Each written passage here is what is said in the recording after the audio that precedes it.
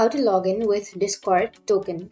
So if you want to log in with your Discord token, then first you need to open up a browser, any browser that you're comfortable with. And I'm here with Chrome browser. Simply search for discord.com. Once you've searched, it will take you to the website. Go for the upper right, which has that login option. Click on the login button, and from here you can simply go for the upper right, which has that three dots icon, and then you can go for more tools, and under more tools you will have developer tools. Open up your developer tools. Now here you may have an application option. Click on application, and under your application here on the left you will have a bunch of options. Choose local storage, and under your local storage you will have this kind of interface, which is discord.com. Click on that, and here you will have this key and the value, right? So scroll down, and here you may have a blank space.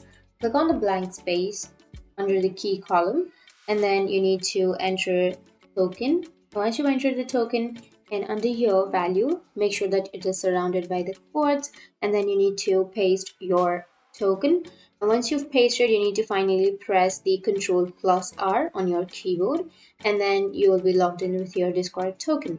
Your token will be added, and you'll be logged in. So that's how you can log in with your Discord token. And if you have any questions, feel free to comment below. Thanks for watching.